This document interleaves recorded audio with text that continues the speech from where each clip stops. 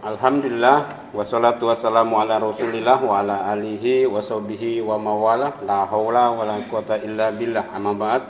Rabbi shrah li sadri wa yassir li amri wa hlul 'uqdatam min lisani yafqahu qawli amma ba'd. Yang sama-sama kami hormati segenap pengurus Yayasan Al-Hidayah, Ketua DKM, pengawas, pembina, serta perangkat RT dan RW, dan yang dimuliakan para jamaah Masjid Al-Hidayah rahimakumullah. Alhamdulillah, segala puja dan puji dan syukur kita hanya kepada Allah yang telah memberikan kita begitu banyak nikmat, terutama nikmat iman, Islam dan kesehatan, sehingga kita bisa melakukan kewajiban kita sholat isya berjamaah dan akan dilanjutkan dengan sholat tarawih serta witir berjamaah. Salawat serta salam teriring tercurah junjungan kita Nabi besar Muhammad SAW, yang mudah-mudahan kita semakin istiqomah menjalankan sunnah-sunnah beliau, dan mudah-mudahan kita semua mendapatkan syafaat di yaumil akhir nanti. Amin amin ya rabbal alamin. Alhamdulillah, pada hari ke-24 ini, ada yang ke-25 mungkin, saya termasuk yang ke-25 gitu. Kita telah melewati tamu dari Allah, tamu agung di bulan Ramadan ini yang luar biasa, bulan yang penuh rahmah, penuh maghfirah, yang akan kita lalui bersama 5 hari ke depan. Tamu ini akan pergi, dan mungkin kita harus meningkatkan ketakwaan kita, keimanan kita kepada Allah, agar kita mendapatkan gelar di akhir nanti menjadi orang-orang yang bertakwa. Sesuai dengan surat Al-Baqarah yang biasa kita baca di bulan-bulan Ramadan, yang ujungnya itu la'allakum tattaqun. Kita di akhir, di ending dari semua ini, di bulan Ramadan ini menjadi orang-orang yang bertakwa. Menurut definisi, apa sih definisi takwa itu sendiri? Kalau secara bahasanya itu melaksanakan perintah Allah dan menjauhi larangannya. Itu yang sederhananya.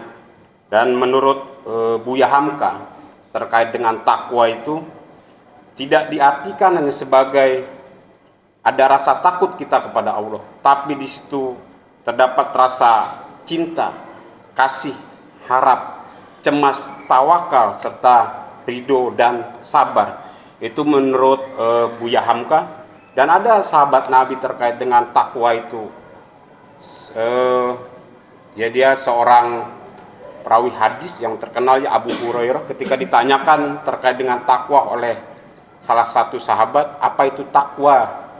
Dan Abu Hurairah mengatakan, ketika kamu berjalan melihat jalan itu terdapat banyak duri, lalu kamu dibalikkan kembali pertanyaan itu, apa yang akan kamu lakukan ketika melihat jalan yang berduri itu?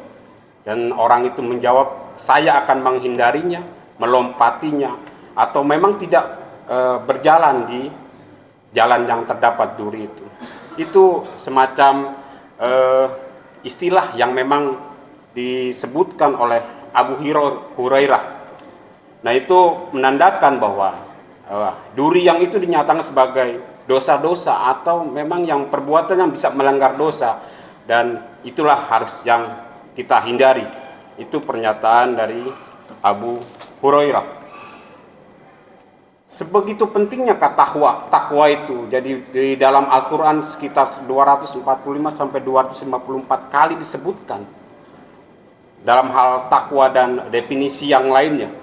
Nah, itu dalam pandangan para ulama menyampaikan bahwa di situ ada mendapatkan akhirnya ketika ketakwaan itu di diri kita akan mendapatkan fid dunya hasanah wal akhiratu hasanah. Artinya secara implisit dikatakan bahwa kita akan mendapatkan kebahagiaan di dunia serta di akhirat. Seperti terdapat dalam surat At-Talaq ayat 2 sampai 5, di situ banyak dikatakan terkait dengan keuntungan atau keistimewaan atau janji Allah kepada orang-orang yang bertakwa.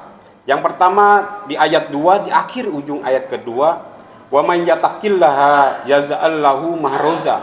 Itu di akhir ayat kedua, yang artinya barang siapa bertakwa kepada Allah akan dibukakan jalan keluar baginya. Dilanjutkan di awal ayat yang ketiganya, wa yarzuqhu min haitsu la yahtasib, yang artinya Allah itu akan memberi rezeki dari arah yang tidak disangka-sangka.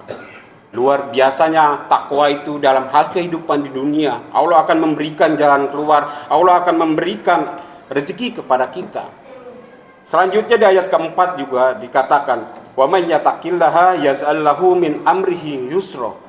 Barang siapa bertakwa kepada Allah, Allah akan menjadikan kemudahan baginya dalam segala urusannya.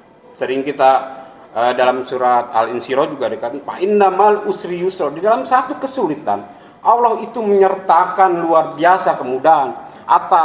Karena begitulah 2 kali dikatakan di Al-Insyirah itu tersebut dikatakan seperti itu 2 kali. Jadi Allah itu luar biasa kepada kita semua sebagai hambanya yang bersyukur dan bertakwa. Akan diberikan segala sesuatunya di muka bumi ini. Selanjutnya di ayat yang kelima disebutkan juga, wa may yattaqillah yukaffir anhu sayyi'atihi. Barang siapa yang bertakwa kepada Allah, niscaya Allah akan menghapus dosa-dosa dan kesalahannya. Itu dalam rangka di akhirat kita akan diberikan pengampunan. Luar biasa Allah menjanjikan, itu janji Allah, dan kita sebagai orang-orang yang beriman itu diwajibkan untuk selalu istiqomah, selalu meyakini bahwa itulah janji yang diperintahkan oleh Allah Subhanahu wa taala dan akan diberikan kepada orang-orang yang bertakwa. Apa sih sebenarnya yang komponen-komponen takwa itu? Ya memang secara teori kita hanya bisa bilang mungkin takwa itu biasa gitu ya. Cuman apa sih komponen terdapat di dalamnya selain yang disebutkan tadi, ya ayyuhallazina amanu kutiba alaikumusiyam, itu puasa itu sebagai bentuk nanti orientasinya ujungnya itu takwa. Apalagi selain itu? Yang pertama adalah terkait dengan iman. Iman itu keyakinan kita. Di situ ada rukun iman yang memang ada 6 perkara di situ disebutkan.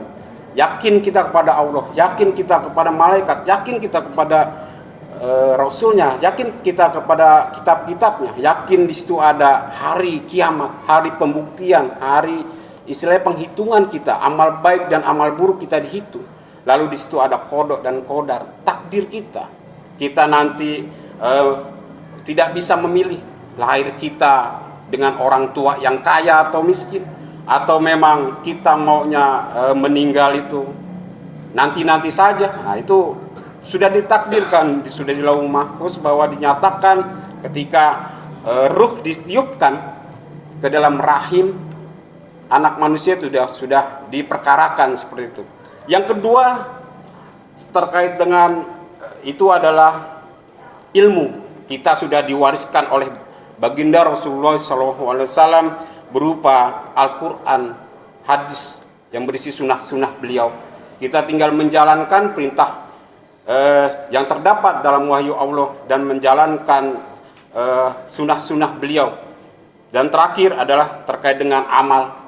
Kita bisa menjadikan amal itu soleh dan tidak tergantung dengan keimanan kita, tergantung dengan keilmuan kita. Karena memang banyak orang-orang di luar kita yang memang meyakini bahwa sodakohul azib, sodakoh itu luar biasa keajaibannya.